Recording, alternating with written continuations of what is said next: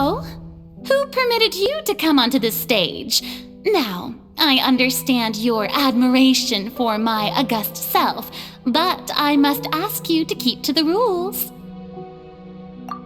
All right. It is not my intent to reprimand you.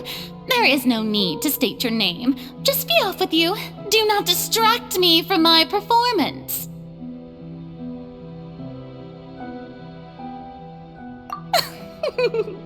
Oh, do not jest. Can you not feel it? I am Focalor. The eyes of countless Fontanians are upon me. I must, at all times, display the utmost elegance and nobility.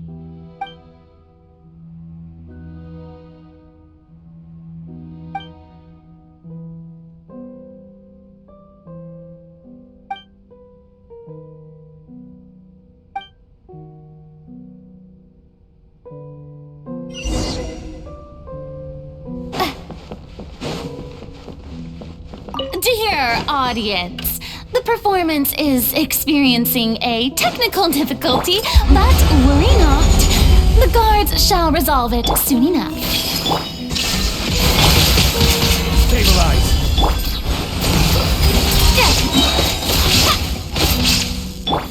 Torn to oblivion!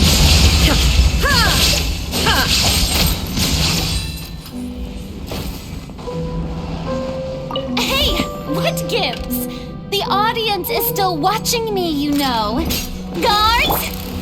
Wait, where are the guards? Guards! Illusion shattered!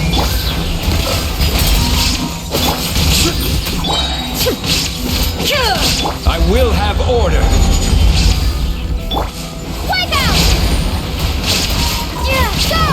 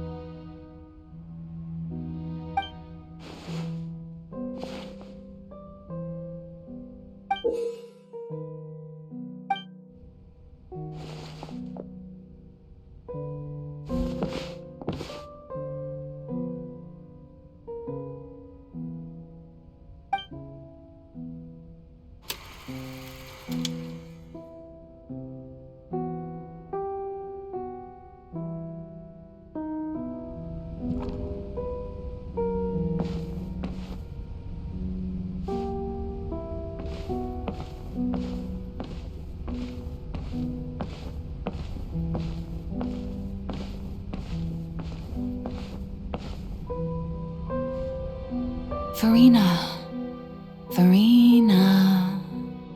Huh? Who's that? Who's calling me? Where are you? Be not nervous. Be not afraid. I am before you. Wait a moment. You're near me? How can this be?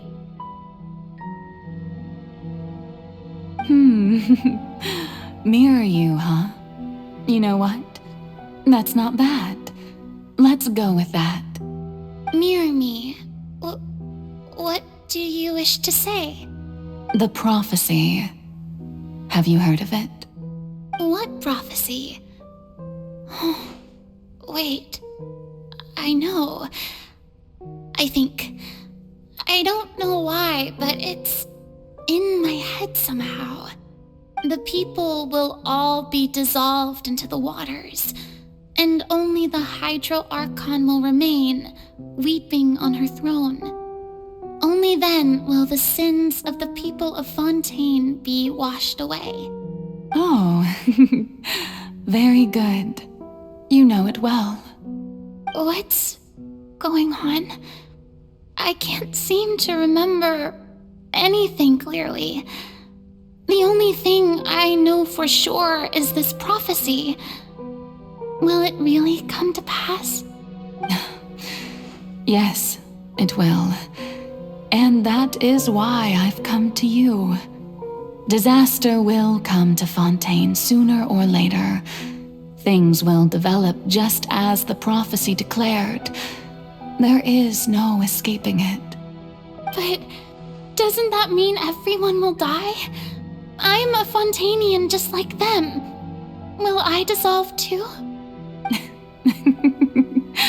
Oh, don't worry. Magical meetings exist in this world precisely to give people a chance to turn things around. It is the reason why you met me today. I will tell you how to save everyone, but you may have to suffer somewhat. Oh, so there's still hope after all. Goodness, you frightened me. You spoke so much and with so much certainty. As for the suffering, well, I will admit that the first thing that came to mind was, why do I have to be the one to suffer? But if the prophecy will come true, I'll also die anyway, right? So if I've already met you as my magical meeting in this world, if there were scales, with all the people of Fontaine on one side and my pain on the other, is it not obvious where the scales should tilt? You truly are the perfect human, my ideal. I suppose this would also be the justice that belongs to you. Huh? Don't worry, it's nothing. Listen well. Fontaine has just lost its Hydro Archon. I need you to play a role, that of the new Archon. Play as a god? That's right. You must begin a never-ending masquerade. You must never let anyone suspect your identity. If you can keep it up, then I shall have my way of defying this prophecy. But should your identity be revealed, then all hope will be lost. But how will I do this? A human assuming the role of a god without being exposed. Don't worry. What you must do is not to turn yourself into a real god. You simply need to play the role of a god as humans imagine them to be. Being a human yourself, I'm sure you already know what such an entity would be like. Remember, your true challenge will not be pursuing divinity, but contending against humanity. I'm still not sure I understand, but I'll try. I'll try to do this. So, how long am I going to have to play this role? To accomplish this mission, you will have to stay on the stage for many, many years. You will endure and not grow old until your task ends. But I promise you, all will eventually end in a magnificent and dramatic trial, and everyone will be saved. A trial, huh? How exciting. I'll be looking forward to it.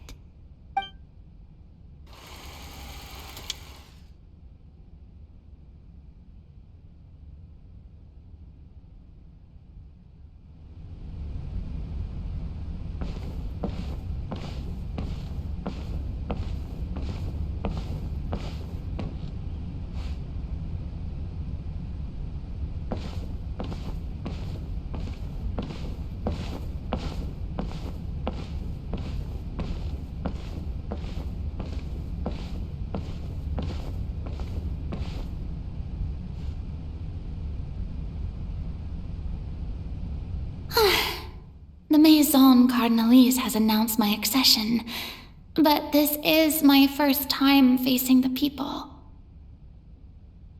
What should I say to most appear like a god? To be honest, I still don't know.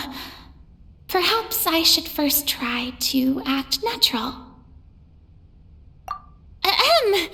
Ladies and gentlemen, good evening, and welcome to the Opera Epiclese.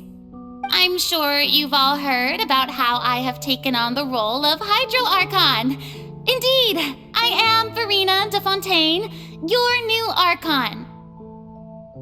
In truth, I know little about becoming a nation's new god, but it will be my honor to guide you all. As the god Focalor, the god of justice, I shall do all within my power to lead you into an age of fairness and justice. Once again, thank you all for coming. If you should have any questions or suggestions, please send them to the Maison Cardinalise. The future of Fontaine will require us to work together, after all. This should do it. I thought I might stammer, but thankfully, I was able to convey my thoughts just fine. Okay, and next. That's the new Hydro Archon. Is this some kind of joke by the Maison? I would have thought that a being that surpasses humanity would be a bit more assertive. Hey, did you hear that? She even told us to send her suggestions there at the end. Shouldn't gods be all-powerful? She's being so modest. What's the difference between her and an ordinary person, then? If you ask me, perhaps the succession didn't actually happen. She might just be a Maison-back puppet. Wait, what's going on? Why is everyone suspecting me of being a fake? Oh, this is bad. If I get exposed here, there'll be no saving the people from the prophecy. Right. Mirmi said that I just need to play the role of a god as humans imagine them to be. Calm down, Furina. Think. What do the people want? How would they imagine a god to speak and act? Assertive, with a strong sense of presence. One who can dispel all doubt. That is the character I'm fated to play.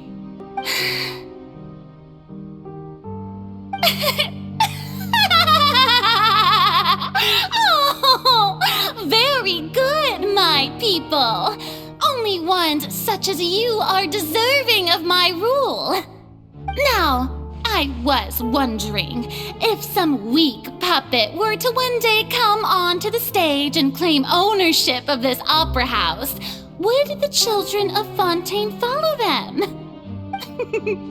Well, it seems that you would all see right through them. Having passed my test, you are qualified to witness wondrous trials alongside my august self, here in this opera house. You may consider my previous act a door gift of sorts. I thought it was a debut that suited the atmosphere. Now then, let us be reintroduced. So that was just a performance. How could I have forgotten that we were inside an opera house? Her personality. It's quite shocking, to be honest, but I suppose it's a better look than before. Such a fascinating and bold deity. How wonderful! Our future may yet be bright after all. It seems I've turned them around. Best follow this flow and restart my accession speech. My dear people, whether you acknowledge me or not, whether you trust me or nay, I say to you, keep faith in your ardor for justice. We have heard it said that this nation's sins can no longer be washed away. Well, I say that justice is most fragrant when it blooms amid sin.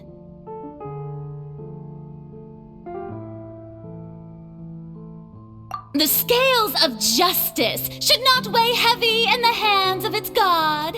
On one side, it must carry fairness and justice. And on the other, praise and applause. May law be the prayer on our lips. May judgment be our worship. Let us light the fires and drink to the future of Fontaine. There is no trouble in this world that justice cannot solve. All that is is needed is for you, my people, to believe in it, heart and soul. So long as I, the Archon Focalor, stand within the Opera Epiclese, so long as I stand before the Oratrice, I shall even judge the gods of this world!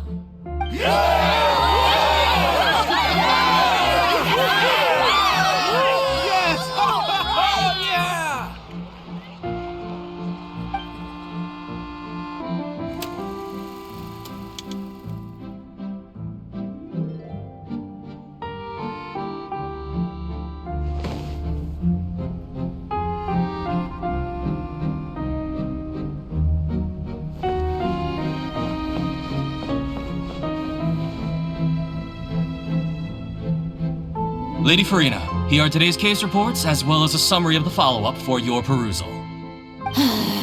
Come now, was I not just at the Opera House in person? Leave these kinds of things to Neuvillette. Besides, none of these trials were the one that I'm looking forward to the most. If I may be so impertinent, what kind of trial are you truly looking forward to? A magnificent, dramatic, and wondrous trial. A trial to end all things. How could you hope to understand? That's true. I fear I lack the ability to grasp your divine thought, Lady Archon. No need for fright, and do not take what I said before too seriously. Go now, do your duties. The trial I await. It will come one day.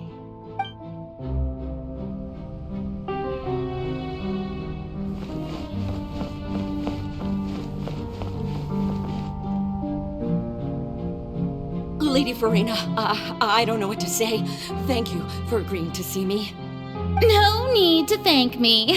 Or rather, thank your own sense of perseverance instead. Long have you stood in line to meet me, have you not? Oh, I'm afraid that's just an inevitable consequence of my divine charm. All right, Deuteria, is it? How is your son's illness? You remembered me, and you knew of my family, too. He is doing much better now. In fact, he is far more of an ardent believer than I. He was the one who forced me to seek an audience with you, and to bring your words back to him. Oh, good. Very good. If this should happen again in the future, please do not hesitate to come and tell me. Going down to citizens' homes every so often, while not usual practice, should serve as a fine change of pace. Oh, you're such a gentle and wise God. Thank you once again, on behalf of my son.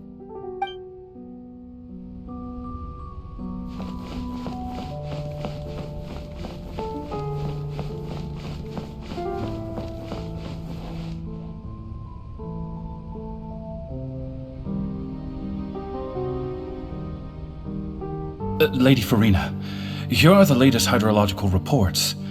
As for the specific parameters you asked to take note of, I'm afraid things still don't look good. I see. It's as I thought then. As your god, I did already expect this, but I wanted to see how far your human wisdom would allow you to analyze it. All manner of signs indicate that the prophecy will still come to pass. Forget it. That's not something you need to worry about right now.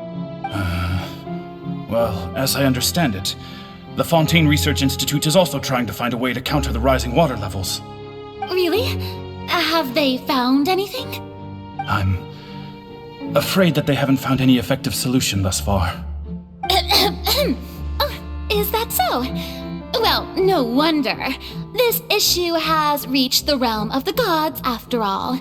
Still, their spirit is praiseworthy.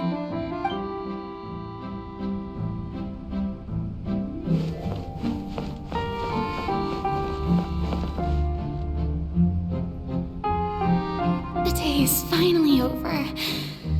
I haven't had a moment to breathe this whole time.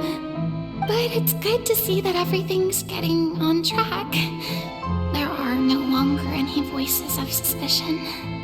Maybe this is fine. I just need to keep going, and everyone will be saved. Alright, Furina, don't think too hard about this. You need rest. Tomorrow's a new day.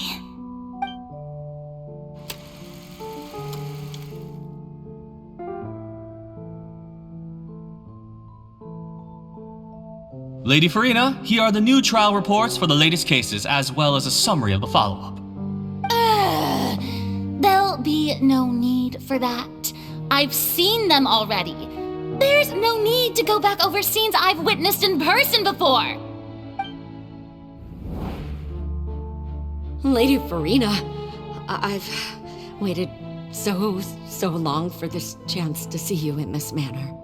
Indeed, my dear, loyal citizen. This joyous moment is an honor for us both. Lady Furina, we're detecting significant hydrological anomalies near Putusan. Understood. Keep monitoring. Keep me informed should anything come up at the Institute.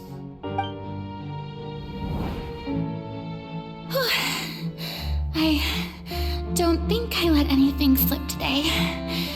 I must show the people that there is nothing to worry about.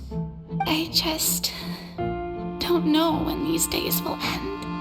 I feel utterly exhausted. Best to rest early today, too.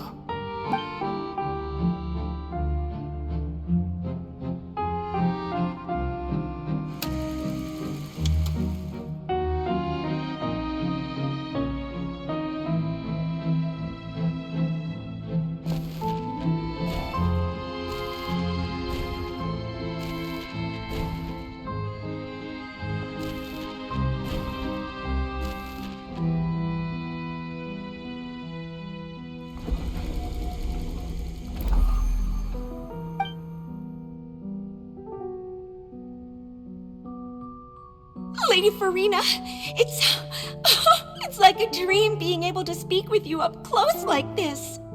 I've heard that the first member of our family who was honored to receive an audience with you was Madame Deoteria, almost 20 generations ago.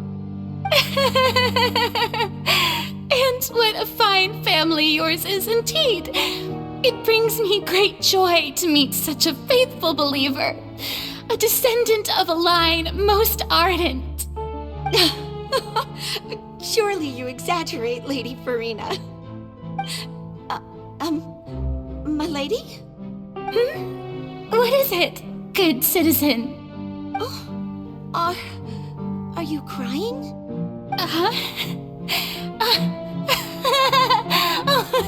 Really now? I didn't even notice. This must be the overflow of hydro from my person. Well, can't quite help being the god whose dominion is the waters, can I? No wonder. A manifestation of your power, then. Oh, Archon, I am honored to have witnessed it. Honored indeed.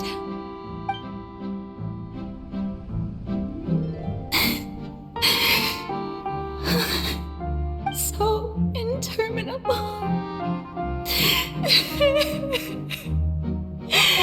So lonely. Just how much longer? Hundreds of years must have passed by now. Perhaps the show must go on for hundreds more. I never imagined that it would hurt so much. Have I reached my limit? No. Perhaps I reached it long ago. Today I didn't even notice my own tears. I want to tell someone, anyone, about this. But would that not destroy all I've done so far? I've conducted so many investigations across the centuries, but there's not even a sliver of hope that we might break the prophecy. All I can do is keep heart. I must maintain this act. It is the only way to save Fontaine.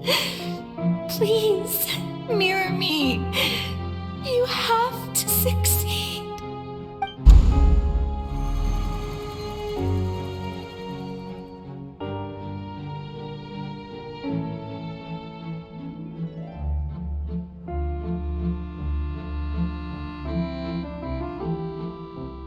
Furina, you don't have to shoulder this burden alone. Although I don't know what you might be keeping from everyone, your people are more than willing to share your burden with you.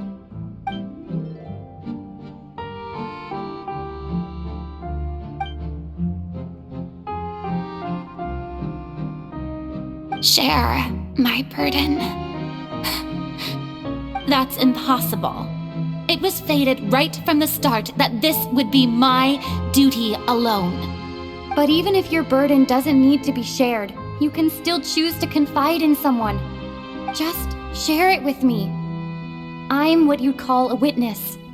A witness?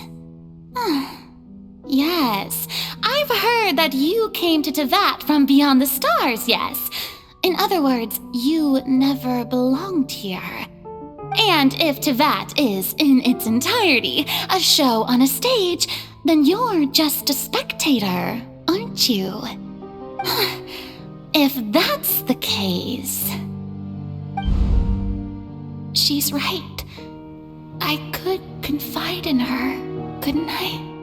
But if things don't play out as expected, the people of Fontaine will be the ones to pay the price. No, Furina. You shouldn't be selfish. But what if it's really alright?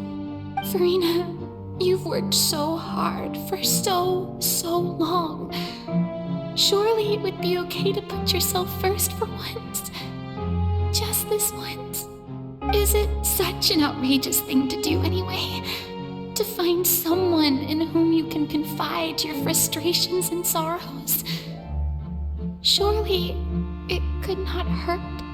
If you let this opportunity slip through your fingers, it might never come by again. Think about it long and hard.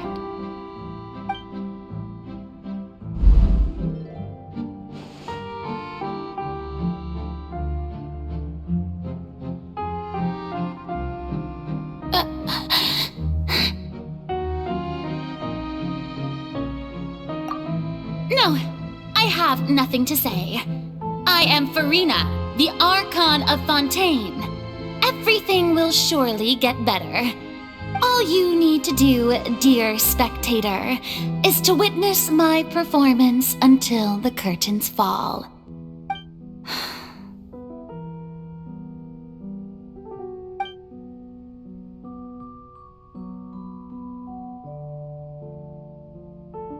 Fine.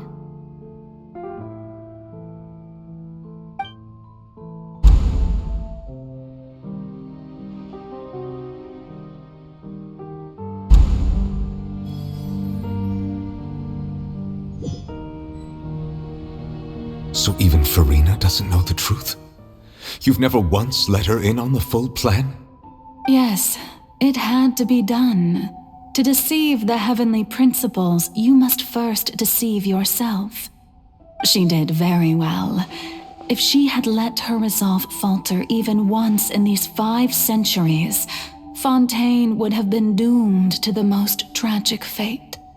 It seems that trusting humanity was the right decision after all. I believe that I understand how your deception works, but that is only half the truth, is it not? How would you build on this foundation to save the people of Fontaine?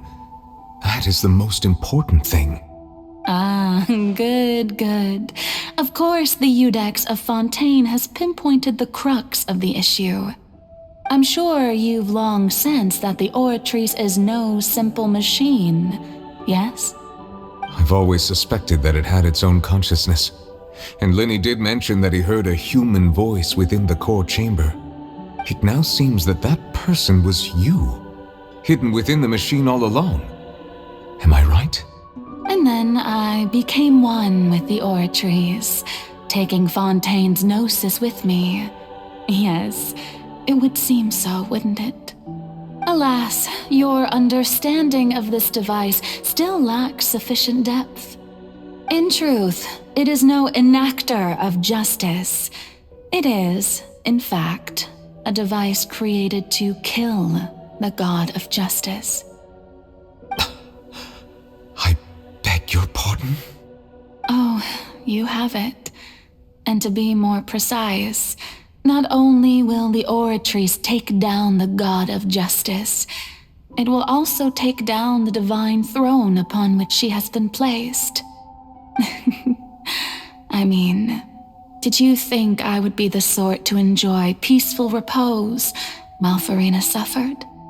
My work over these last 500 years has been to constantly accumulate indemnitium within the Oratrice. But really, some have already discovered that only a small fraction of the energy generated by the device was ever used to provide power to Fontaine. The vast majority had to be, accumulated to enact this death sentence. It was all part of your plan then? Both the trial and the sentence? Indeed. This power, accrued over 5 centuries, could have sustained Fontainians for millennia had it only been used for that purpose. Almost all of it has now been stored within the Oratrice. But only power of this magnitude could hope to destroy the Hydro Archon's divine throne, shaking the rules established by Celestia and breaking through the institution that is the Seven. So the Oratrice's call for death was for neither Furina nor Focalor, but for the Hydro Archon. The destruction of that divine throne. If I do not misunderstand your intent, you must be... returning what's rightfully yours to you, of course. In other words, this was all done to return the authority of the Hydro Archon to the Hydro Dragon of this planet. But...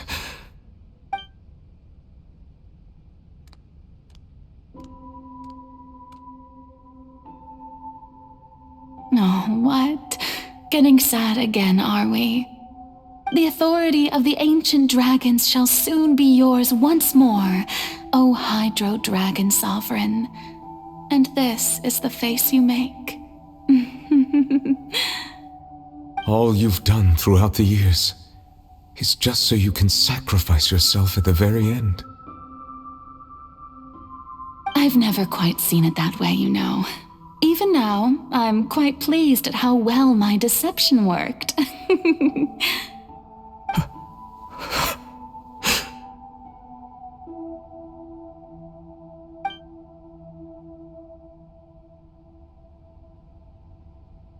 Hydro Dragon, don't cry. I must say, had it been within my rights, I would have loved to judge the heavenly principles themselves. Were they not guilty of essentially the same crime? Egeria stole the power of the primordial sea, and the heavenly principles stole the power you ancient dragons possessed. I, for my part, am the god of justice. And is it not just that your original powers should be returned to you? Speaking of justice, I have always believed that justice lies in the process of pursuing human existence itself. So, if the theft of the primordial sea's might was Fontaine's original sin, then, leaving matters of procedural right and wrong aside, the descent of the Fontainians as humans and their right to exist in this world would be Fontaine's original justice. In other words, existence was Egeria's justice, and to me, justice is the continuation of that existence. Defying the prophecy and ensuring that Fontaine's people shall live on, that should be the justice enthroned over all others. At this point, we, whether it be myself or all other Fontanians, have shouldered the burden of this sin for far too long. Iudex Neuvillette, the highest judge in our land, when you regain your full power as an elemental sovereign, what verdict shall you pass upon us? So when I was invited to the court of Fontaine to serve as Iudex, I see now that that was your idea too. At last, I now understand the true purpose behind this position. In the beginning, I was uninterested in human existence. But these 5 centuries of living alongside them have gradually brought about mutual understanding between us. And I have even attempted to feel as they feel. You are a devious one, Fussalor. Things being as they are, surely you know that I could never declare them to be guilty.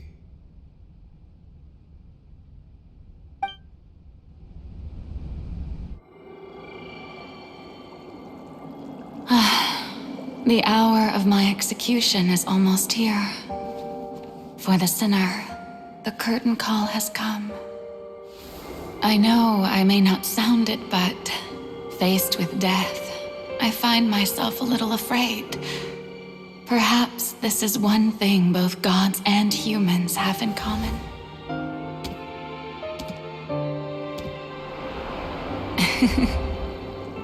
Farewell, Neuvillette. I hope you've enjoyed the part you played these 500 years.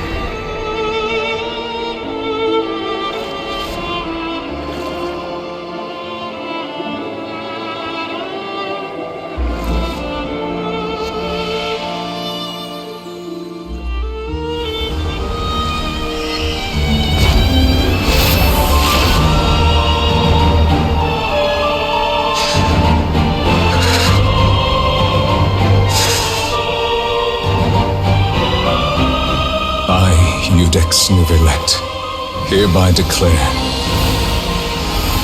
people of Fontaine, your sins are forgiven.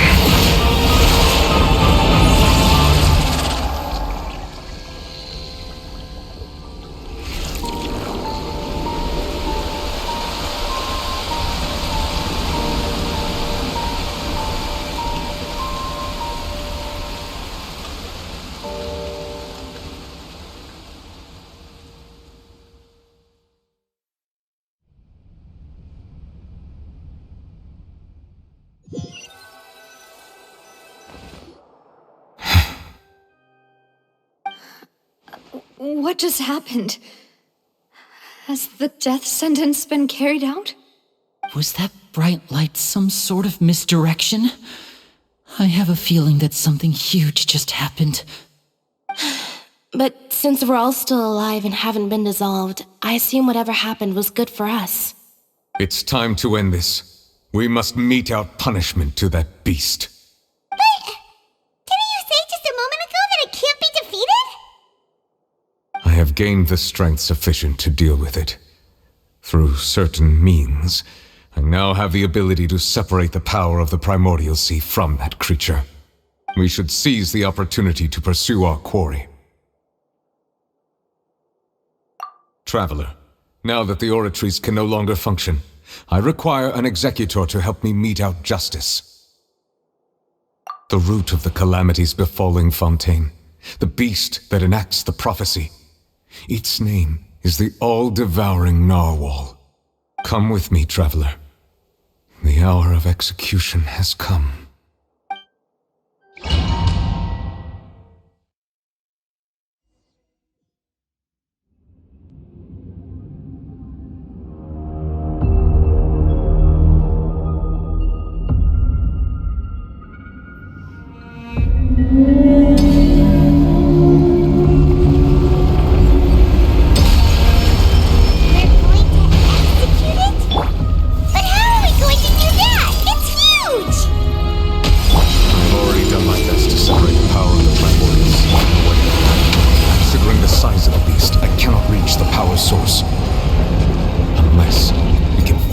To attack it from within. I shall share a part of the ancient light. I shall look for an opening. I can feel its sorrow turning into hostility. The all-devouring narwhal cannot resist its instinct to devour. Continue to trigger its hostility. Chance will present itself.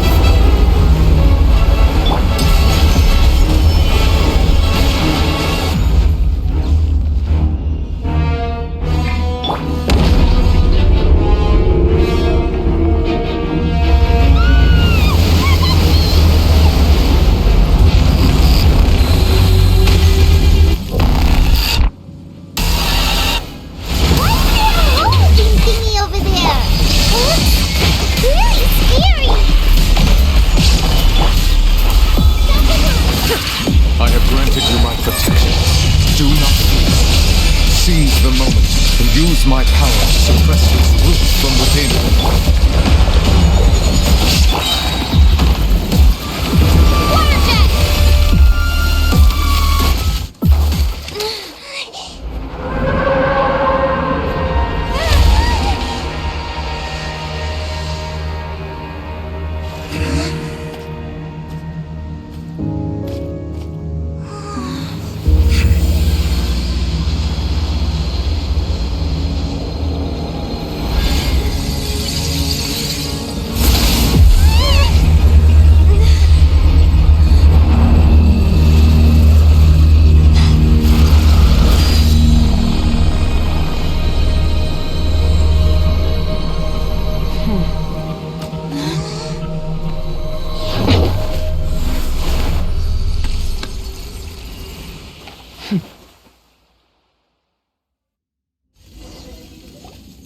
Thanks for helping with the cleanup. It should have been my job, but... oh well. It was just supposed to be a short private training session for me. I didn't think that my disciple and my master's pet would start brawling in the meantime. Well, actually, I had a feeling that it would happen at some point, but they bumped into one another earlier than I thought. What a blunder. I suppose I'll have to swing my sword 3 million times as penance. Power. Who are you exactly? Paimon has an idea. From what she said earlier, she must be Child's master. Skirk, right? It's just that he gave us the impression that she was the less talkative person. I simply did not have anything to say to the weak. But you, on the other hand, managed to defeat the all-devouring narwhal without using power from beyond this world. So you may speak to me as equals.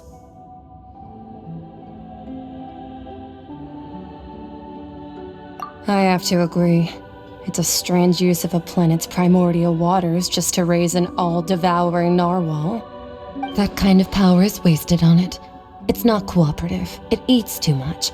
And I have more important things to do with my time than pet sitting. The only thing that creature has going for it is its looks. All in all, it fails as a pet. Miss Skirk? I think you might have missed the point. The point being? Well, being that this pet almost destroyed an entire nation. So what sort of person is your master? Well, child's master's master. Wait, is that right? Oh, right. So you don't know him. Sorry, I assumed you did. His name is Sir Telogi. Huh? I am unfamiliar with that name. Huh. So Master isn't sufficiently famous. How should I describe him then? Have you heard of the name The Fowl? The Fowl? Still nothing? Well, how about the Visionary? Vetterfalnir then? Or Gold Rhine-daughter? Ooh, that one we've heard! Rhine-daughter's part of the Hexen Circle. She's Albedo's mom, right? Oh, so you do know that name. To be honest, I also heard all of those names and titles from my master. I don't actually know them either. But I suppose you understand now, yes? My master is likely a similar sort to Rhine-daughter. They are both pursuing some form of perfection. Wait! Didn't you also mention a visionary person? Hyman didn't quite catch their name. Actually, never mind that. I believe it expedient to inform you that the all-devouring narwhal used up nearly all its strength fighting you. Such roiling hydro energies will prove difficult for the planet's deep seas to digest.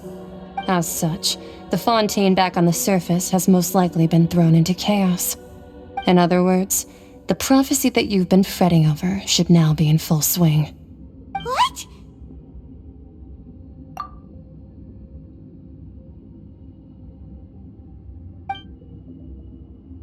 Not to worry.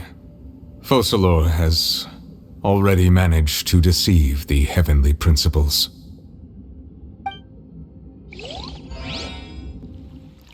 In the end, the people will all be dissolved into the waters, and only Furina will remain, weeping on her throne.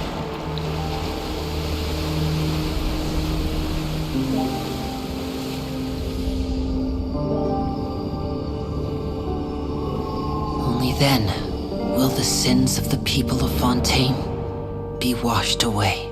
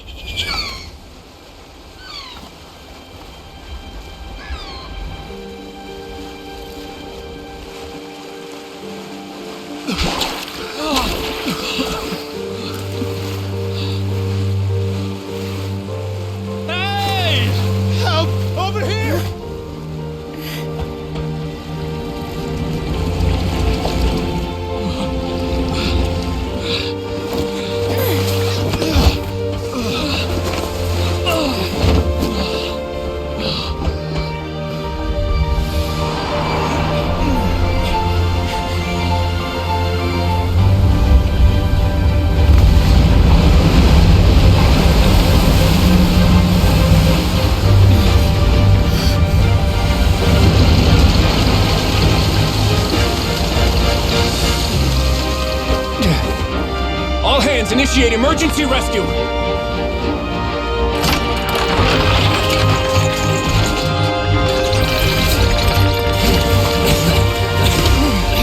Hurry!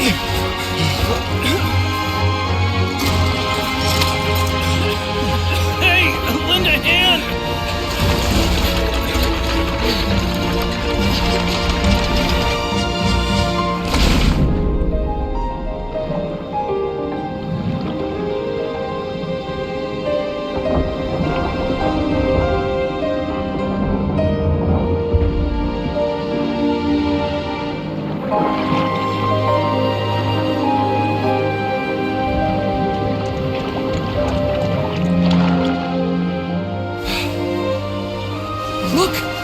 Receding! It's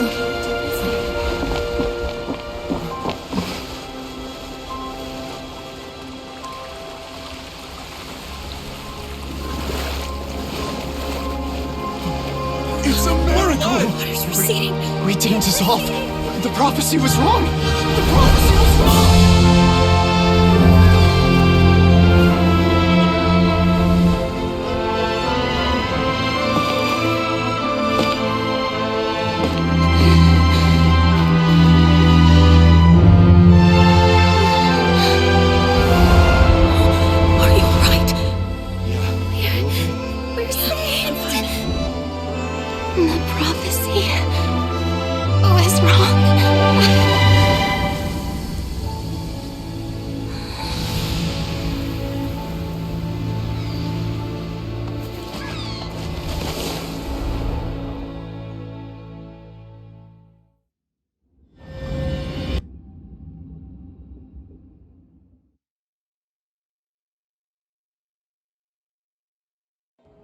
The Soul Renewed! The Spina di Rasula talks post-disaster rebuilding. I recently visited Putusan to meet with Miss Navia, spokesperson of the Spina di Rasula, and we spoke about Putusan's present and future. Old soil can still give birth to new bloom, Miss Navia stated. Hope is like seeing a small cookie when you're starving late at night. You just need a little of it. Skyship Winglet, lunar brain of the Fontaine Research Institute.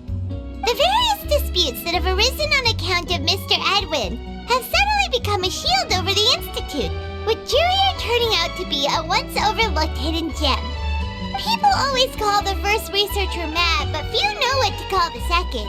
And should that latter person achieve a miracle, they would find it all the harder to find a word with which to classify him and his team. Wow! Paimon barely recognizes the people in the reports. Are those really Jurier and Navia? They sound like real big shots.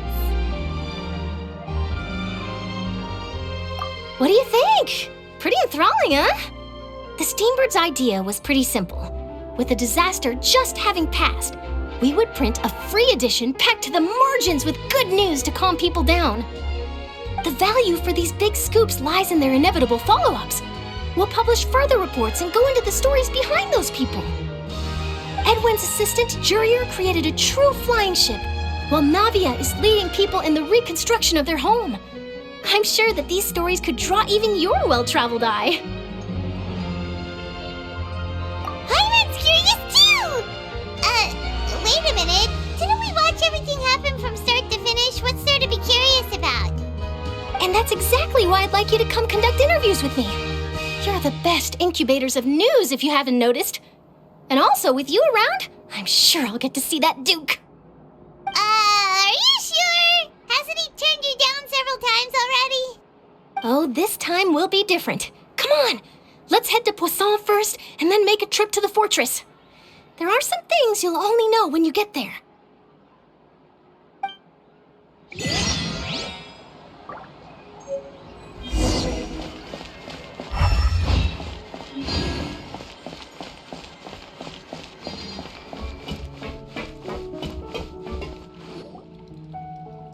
Navia!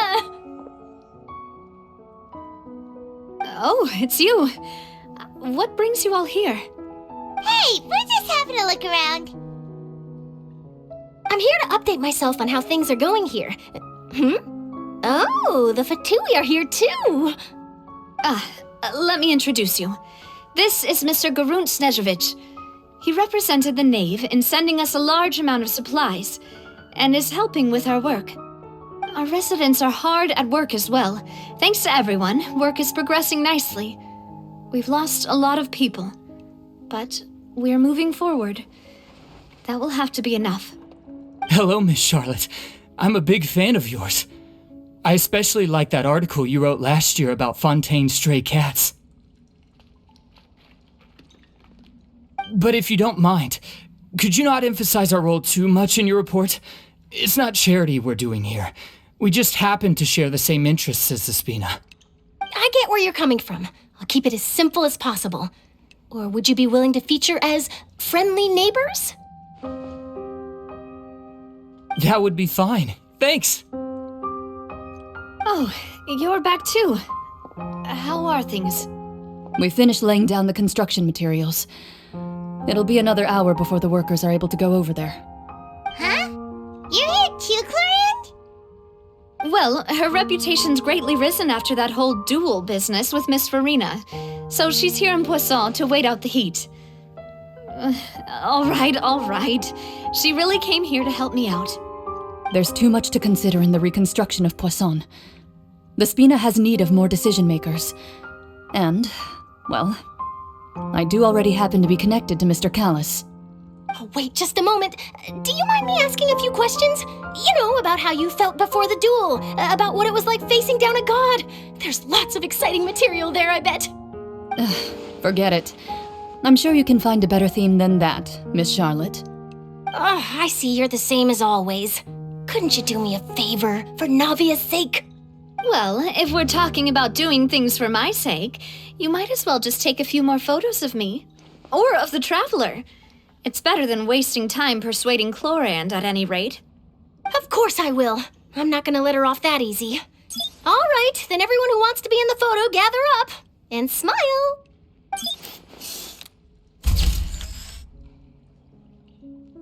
How did it go? Was it a good shot? Did Paimon look cute in it? Not bad. Your addition really helped the composition of the picture. All right, hang on a moment. Let me snap a few more shots.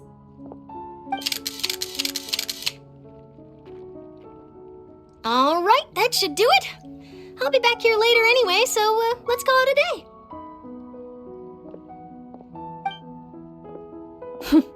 You're very quick. Speed is of the essence when it comes to the news, and freshness is the key. Also, not to brag, but I'm pretty good at building connections. Who knows? I might eventually get that interview with you after all, Miss Chlorand. Wow, you really do have that never say die spirit. I'm impressed. I'll hazard a guess that this is how you got that interview at the Fortress of Meripede. Whoa, you're well informed. Let me make a guess too. I asked Sigewinne, who told Monsieur Neuvillette, and he told you, right? That's a very complete information chain. In truth, all Monsieur Neuvillette asked me was, when did the fortress become so friendly towards the media? I told him that it was best not to speak too soon. There's no guarantee that Wriothesley will make a personal appearance. You're right. I've got to treasure every moment I have with them. In which case, I'll be making a move first. Stay safe now. And tell me if you hear anything interesting. I'll treat you to afternoon tea in exchange.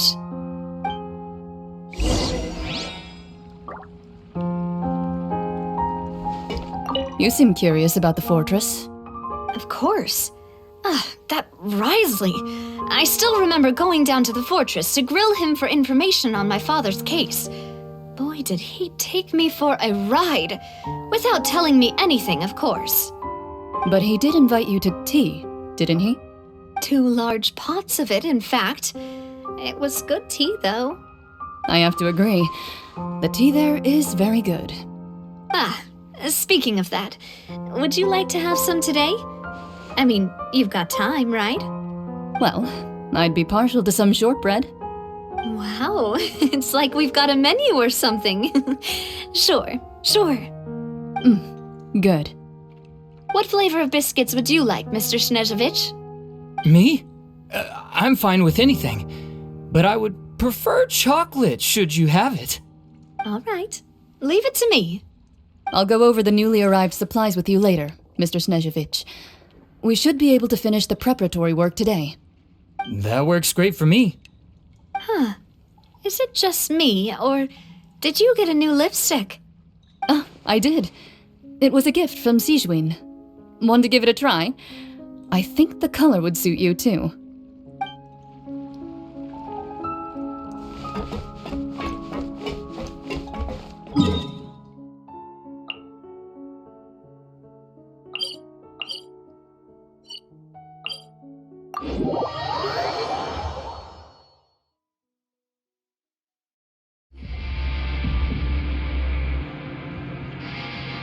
Wow, guess we're here again, huh?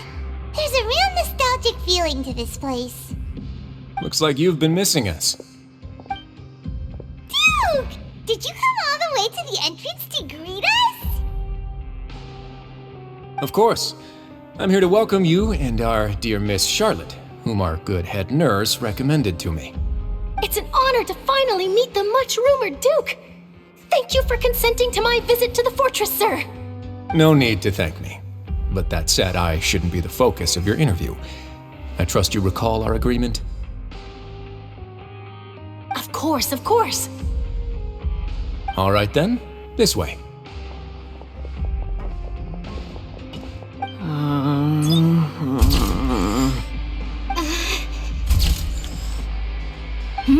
Hey, no need to be so nervous. I've already taken all the photos we need.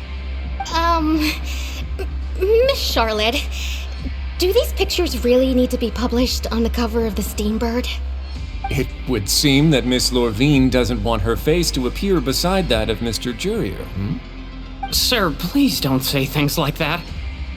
But it looks like dear Mr. Jurier denies it. Might this interview be very important to you, then? No, I just... This is my first time being interviewed, and I'm very thankful to the Steambird for... Now, I might not look it, but I actually did meet Mr. Edwin once. And I'll be honest, I enjoyed chatting with you more.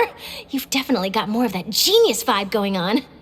The boat that brought about a miracle, the ark that saved the people.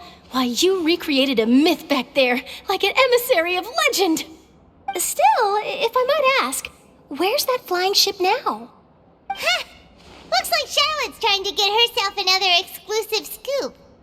I have to apologize, but that ship is presently in the bowels of our factory. I'm afraid it won't be easy for you to get a shot of it. Really? Well, then in that case, could I have an interview with you to make up for that loss?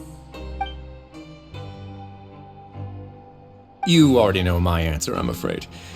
Best you interview our head nurse instead. Or perhaps you'd like to take another photo of this couple of researchers?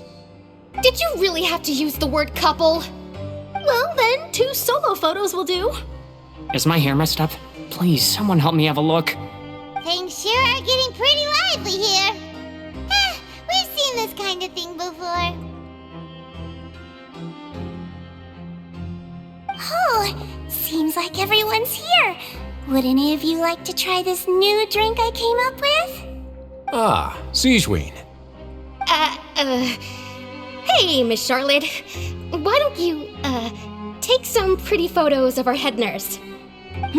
Sure. Come on, Miss Siegeween, over this way. Let's find a brighter spot. Huh? Sure. Do I have to smile? So, how have things been at the fortress? Same old, as you can see. Fontaine's undergone some changes, but this place is still more or less the same. Other than that flying ship, it got a tad too much attention, I think. That's why I decided to let the interview go through. We should direct more public opinions toward the behind-the-scenes heroes. Am I right, Mr. Jurier? Miss Lorvine? You're too kind, sir. I believe that you too should have your day in the sun. Not that you would want that, which is a pity. I'll just leave the spotlight to you two.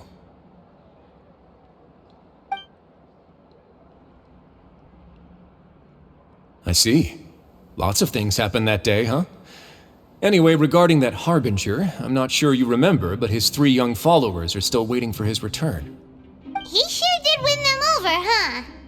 I'll tell them that there's good news and bad news. The good being that their boss seems fine, and the bad being that they must face extended sentences for abetting his escape. Oh, actually, what about you? Are things gonna change for you too? What change can there be? The fortress will keep chugging along, and so will my duties. As to what Miss Furina's departure will mean for the nation, and if our laws and governance will be transformed, we'll leave those to the folks in the overworld. Hey everyone, the photo shoot's done. Good. In that case, let's call it a day here. Thanks for your cooperation. Come on, Traveler, let's go. Till next time, everyone. There'll be a next time? Maybe. Who knows? I might write a story about the underwater factory next time. Until then. All right, last stop, the docks.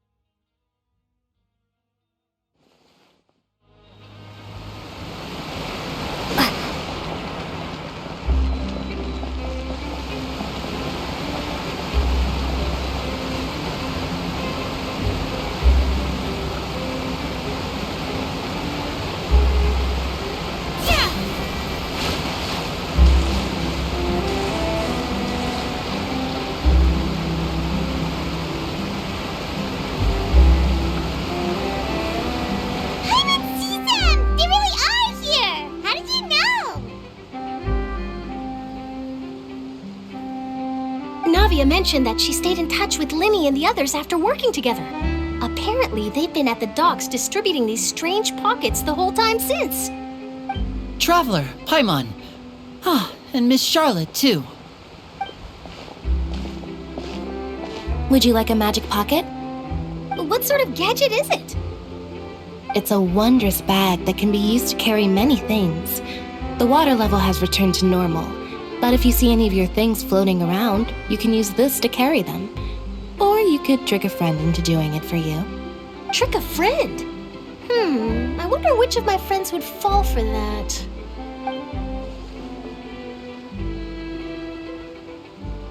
You could just make a friend like Fremine here. Isn't that right, Fremine? Is this what you meant by, I'll help you make some more friends? To be honest, that sounds pretty sweet. Could I have your contact, please? Sure. Please, write down my address. You sure are working hard to help Fremine socialize. He was the one who proposed doing this. He even wants to assist in our magic shows. Yes, I was planning to first introduce Pear as an assistant, and later Fremine himself. In the future, I think we can leave underwater escape magic to him too. That said, would anyone want to see a diver escape underwater? Oh, it'll work out. Every journey begins with the first step. He'll become a part of our show eventually. Lynette, could you come over? Miss Charlotte says she wants to take a picture of us. Got it. My, that Charlotte is rather perceptive. She got rid of everyone the moment she realized I had something to say to you. So, how have things been, Traveler? Father says that you did a great deal during the latest events. She's very grateful for your contributions to Fontaine. That's all right. We were more than happy to help. So, what's she doing now? Oh, I guess you haven't heard. Well, after Lady Furina left, Father and Monsieur Neuvillette opened negotiations, during which he gave Fontaine's gnosis to her as a diplomatic gift. A diplomatic gift? A gnosis? Yes, I was quite surprised at first myself. But when I thought it over, there were actually a number of things going for it. It could have been done as an apology for the incident with Lord Child, or as thanks for his help in tying the all-devouring narwhal down. Furthermore, Father did also lend significant aid to Fontaine and Poisson. Well, that's true, but this is a gnosis we're talking about. Doesn't this seem a bit irresponsible? I would agree, but I've also heard that it seems that Monsieur Neuvillette has had a significant change of heart regarding the matter. So there's some reason for this that only Neuvillette knows about? I suspect you'll have to ask him about that yourself. Ah, yes, speaking of which, I did see him strolling around the entrance to the Fortress of Meripede a while back. Isn't he real busy and stuff? Paimon didn't think he'd have the time for that. But back to the topic. The gnosis was given to the knave, right? What about Child? They say that he's returned to Snezhnaya to recover from his wounds. I hear that the recent disaster really did a number on his health. That's true. When you think about it, we've had loads of run-ins with the Fatui. To think we'd be allied with them this time. So shocked by such a simple switching of sides?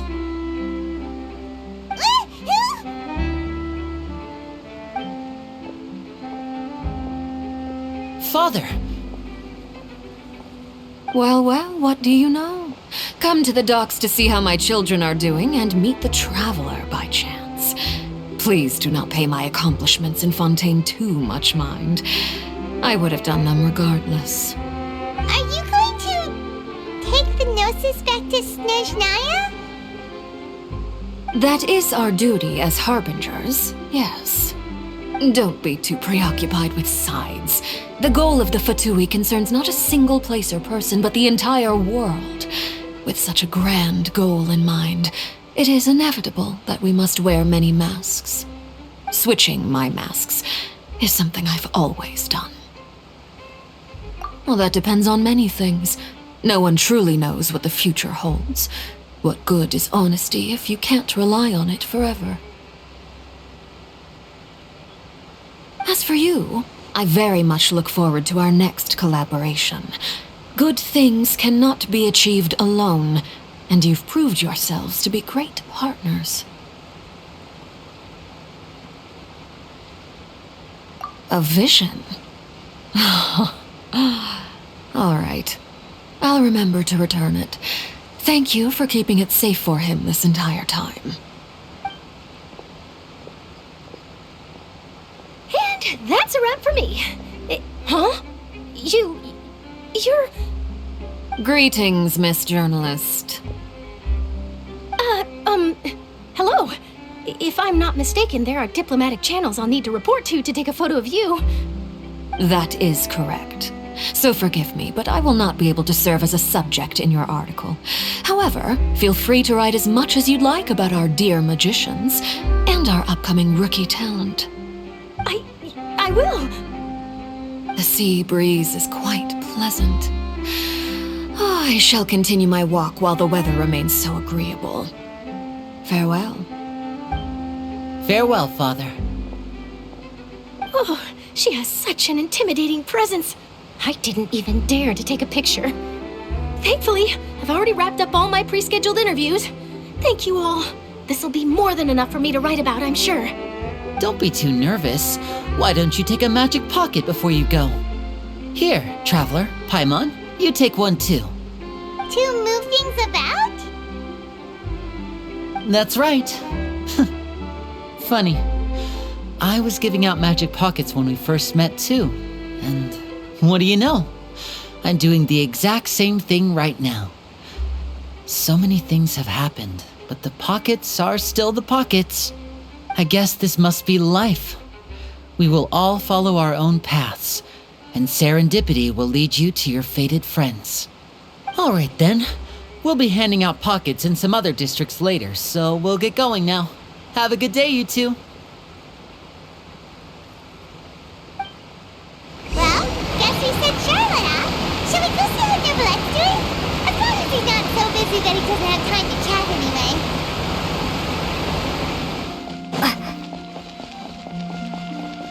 The entrance to the fortress! Ooh, he really is there!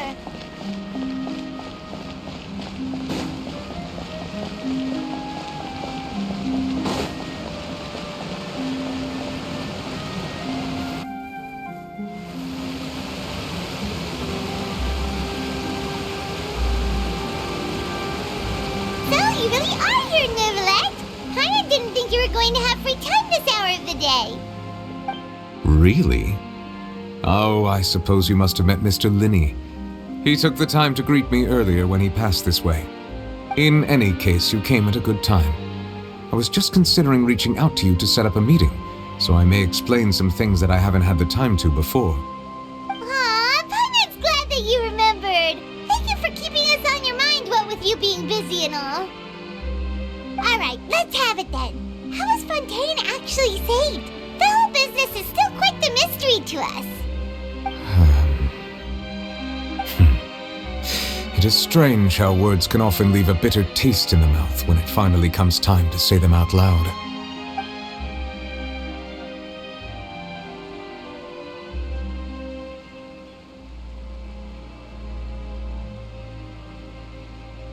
Whoa.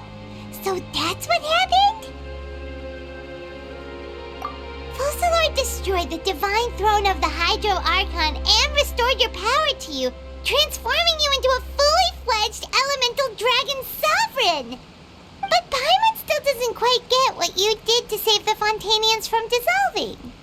For me, the authority of the ancient dragons refers to absolute control over the hydro element. Fontanians were incomplete humans born of Egeria's use of the power of the primordial sea, with constitutions similar to that of mimics. But so long as those primordial energies remain within them, I could use the ancient dragon's authority to grant them true blood, after the fashion in which life was first brought into being on this planet. In other words, when I gave my verdict, Fontanians became true humans, and thus would naturally no longer be dissolved by water from the primordial sea. Focalor must have counted on you to make that decision as well. Your verdict was the key to making the prophecy appear to have come true while saving everyone. Yeah, and in a manner of speaking, Focalor finally managed to fulfill the original Hydro Archon's wish to turn Oceanids into real people too! It seems from your expressions that you still have more things you wish to ask. Ask away. I will tell you the truth as I know it. I have investigated his case along many avenues, and I have learned that he once fell into an unknown chasm when he was young. There, by chance, he awakened the all-devouring narwhal. But whether it be by sentiment or reason, that should not have been enough to consider him the root cause of the disaster. At most, he would have had tangential liability. As for the judgment passed by the Oratrice during the trial, whether it was due to that liability by association, or Focalor deliberately using him to buy time for us on the assumption that he would be able to hold the creature off, I cannot say. Guess Focalor had Fontanians in mind the whole time. In the end, it was thanks to her that they finally became real humans. Hang on a second. Paimon suddenly got another question. Back when Fontanians hadn't yet become real humans, were the children they had also transformed Oceanids? Life has always flowed like water. Do you recall how Fontanians would often come to the Fountain of Lucine to pray for children? Yeah! Lynette said the fountain is where all the waters in Fontaine converge. In truth, even those couples did not know that such prayers were no mere custom, but instead a form of ritual. Those Oceanids who were blessed within the spring water would later descend as new humans in the coming months. Paimon sorta gets it now. Either way, seems like this ritual won't be of any further use, but it'll probably live on as a local custom. Ask away. I will tell you the truth as I know it. Yeah, about that. Risley said Furina has already left. What's that all about? Ah, Lady Furina. The people are only aware that her death sentence has not been carried out. She abdicated the post of Hydro Archon and left affairs related to that title to me, before leaving the Opera House. I related Focalor's words to her faithfully and completely. After hearing them, she seemed neither saddened nor comforted. She simply said that she was tired and needed to rest. Having said that, she then packed her things and moved out of the Opera House, not unlike how an ordinary person might. But she's still got a place to stay, right? You need not worry. I will make arrangements to ensure that she will not want for food, clothing, board, or travel. In truth, I am somewhat happy for her. The wear and tear on her spirit will, of course, take time to heal. But now that she no longer has to play the role of Focalor the Hydro Archon, she can finally lay down her burdens and lead a normal life. What about you then? What are your plans now that you've regained your full powers as the Hydro Dragon? After Focalor passed on, the Oratrice also ceased to function. This matter will directly affect our trials. After much careful consideration, I've decided to take over its role in our courts. From now on, I shall hear cases and pass verdicts by myself. Looks like you're still considering stuff from the perspective of the Udex, huh? As an elemental dragon, there are indeed many things that I must do. But this power and this duty, in a manner of speaking, you could say that both were granted to me.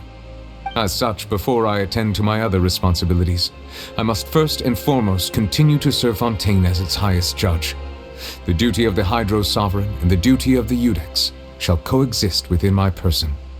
Additionally, the Hydro Archon's departure has brought about another problem, which is that the Opera House shall no longer produce indemnitium. That's true. That power was derived from the people's faith in the Hydro Archon, wasn't it? Wait, but the various mechs and machines in the city are all still okay. Where are they getting their energy from? As I am now, I have full command over New Musia, and it can serve as a complete substitute. Another reason why I cannot quite leave Fontaine immediately. Wow. This ancient dragon's authority stuff is really quite useful, huh? Ask away. I will tell you the truth as I know it.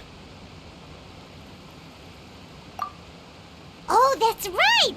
They say you've given it to the knave as a diplomatic gift or something! Leaving aside their intentionality, the two Fatui Harbingers have indeed done much for us during this crisis. Their sole remaining goal in Fontaine, at least at this point, would seem to be the Gnosis.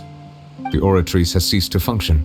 The Hydro Archon's divine throne is now no more, and I do not need the Gnosis's power. As such, it has lost all meaning for Fontaine. If the Fatui have impure designs, then we might as well accede to their request now, and avoid unnecessary conflict. What complicated considerations? Paimon thought you were just giving it to them out of gratitude to the knave and as an apology to Child.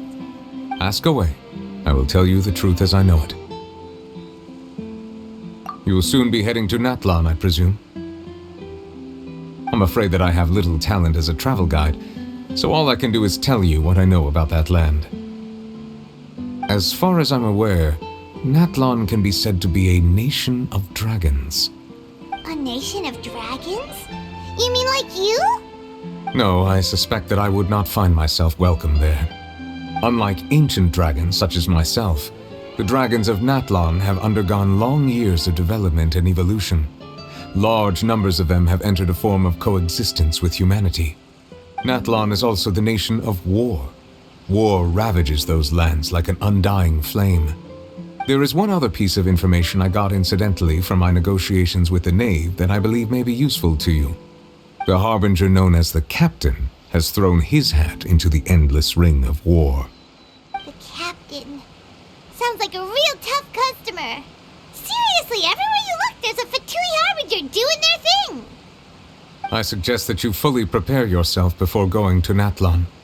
In the meantime, Fontaine's doors will always be open to you. Ask away. I will tell you the truth as I know it. Hang on a sec. Paimon's still got a question about the Gnosis. When we spoke to Linny earlier, he mentioned that your attitude towards giving away the Gnosis had clearly changed. We guessed that there might be some reason for it that only you were aware of. No wonder the House of the Hearth is the Fatui's intelligence division. They are certainly sharp. So regarding this specific issue, I was just getting ready to share something with you. What is it? In truth, I exchanged some further words with that lady named Skirk after sending you two back to the surface. It went something like this.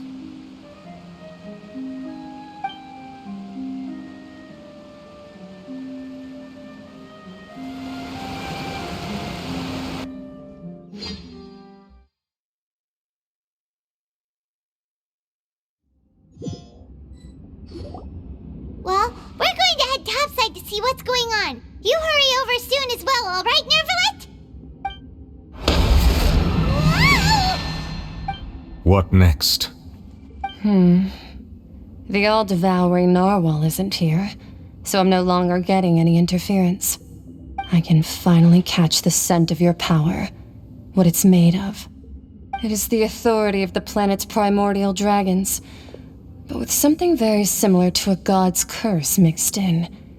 It's quite a novel blend. I'm sure I've encountered something like this before. What was it again? I do not know what you speak of. Of course. How could I forget? You should have the remains of the third descender on your person, yes? Remains? I've never heard of any such thing. According to your parlance, I believe it may be called a gnosis. Well, that much is true. After Focalor's divinity faded, she handed her gnosis to me. But I fear I have never heard of it described in the manner that you just did. I've been training with my master, the Foul, ever since I was young, and I have never returned to the surface since. So most of the information I possess, I got from him. It is only natural for those who are greater than humanity to possess a different sort of common sense, which is why there are so many problems in our attempts to communicate with humans. Regardless, You should probably get rid of objects of misfortune to prevent any disasters from befalling you. To live in itself is a blessing. But once a person dies, the bonds he once had with this world shall all turn to curses. What do you mean by that? No need to fret. These are just my personal thoughts, and my reason for no longer wishing to return to the surface. This third descender you refer to, who are they? And when did they die? Master never mentioned them to me.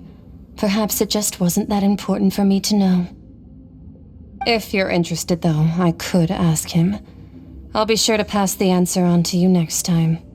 Next time? You believe we will meet again? I do. Wait. I have a disciple of my own, don't I? He can be the messenger then.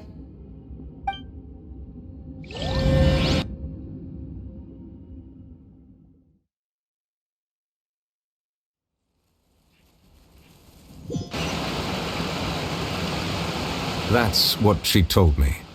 Whether it would prove useful or not, I wanted to pass that information on to you. The remains of the third descender? So that's what the Gnosis actually are. Paimon just thought they looked like chess pieces. How could they be a person's remains? All the same, assuming that there was no misunderstanding or special metaphor at play, that is what she meant to say. And she said that it would bring misfortune and that you should check it, which is why you gave it to the Fatui. If she speaks the truth, then I would simply be putting Fontaine at unnecessary risk by keeping it here.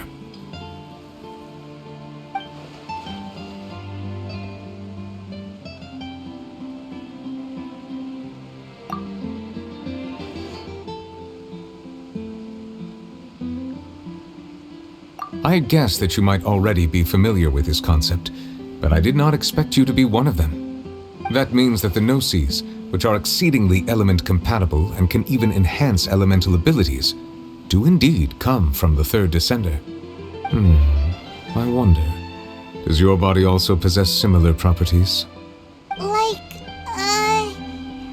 being able to use elemental powers without a vision. That does sort of count as special compatibility, right? No, let's not think about this stuff right now. It just feels creepy. Comparing the Traveler to the dead third descender and all. That's what you say, but this topic still feels like bad luck. Once Child recovers, let's get some more answers out of him. Or go look for his master and get the answers that way. I too believe it unwise to make too many blind guesses when information is lacking. The same is true of being at court. All right. Whatever the case, it seems like the crisis here in Fontaine's over for now. Yes. All of Focalor's efforts were for this moment as well. But she sacrificed herself in the end as a god, and she suffered through all those years as a human. Was that really what she wanted? I suppose that would be the mystery of a god's will. I suspect not. But once in a while, I too would guess that if wishes were like the clouds in the sky, they will one day return to the earth as raindrops. Life flows like water, and rain is the final answer. The water levels may sometimes tilt one way or another, but the rain falls fairly upon all. And what, ultimately, is the difference between the rains that fall upon all of us?